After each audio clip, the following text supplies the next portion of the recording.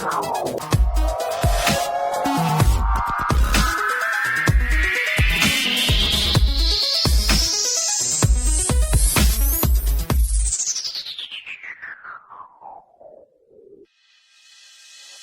up, everybody? It's Dono. I got an interesting question asking me what my favorite rhyme scheme to use is and why, so I want to jump into that a little bit.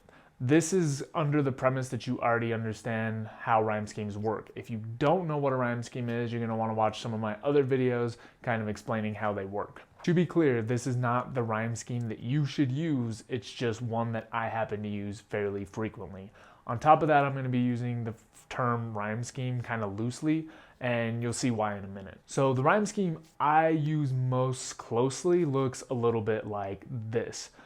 So basically I'll pick, two rhymes, follow that for several lines, add in a few internals, and then use one more internal and then switch into a new set of rhymes. A lot of times I also change up the flow as I do that. So that's kind of what I do a lot. And occasionally I'll pepper in a few extra rhymes. In general, I try to stick about 4 lines with the same rhymes and then transition those rhymes into another different set of rhymes for another 4 lines. After 4 bars, I'm usually ready to switch it up. So I'll add in an extra rhyme to kind of ease the transition into the new set of rhymes. That's what I tend to do rather frequently.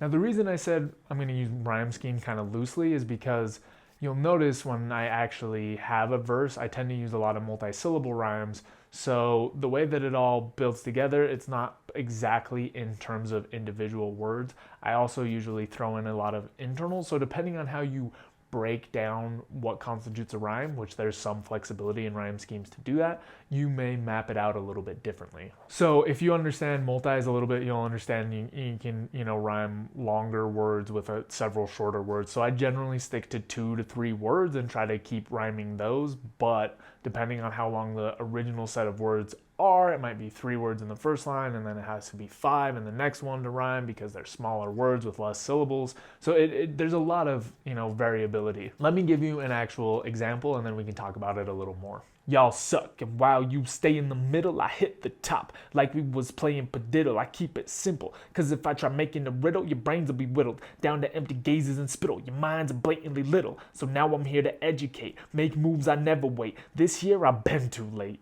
When you start using more complex rhymes, you get more ways to kind of map out the rhyme scheme. So for example, you could say that it was mostly an A scheme because I was mostly using one set of multis. However, you could also say that it was an A, B, C, D, E scheme because each of those individual syllables was rhyming in other parts. So depending on how you want to map it out, you could have 2 very different looking maps. Now, I think technically the way that's a little more proper is to use each of the syllables that rhymes as an individual letter, but depending on how complex your verse is, it can quickly become just a giant mess of letters. And that takes me back to the purpose of rhyme schemes. The purpose of rhyme schemes is not necessarily to say you have to fit within this predefined set of rhymes, but it's a way to just map out how rhyme fits within a verse. Anyway, I know that little verse example didn't quite follow my favorite scheme, but it roughly did, and it was the first thing that I happened to write up. So that's kind of an idea of what I like to do.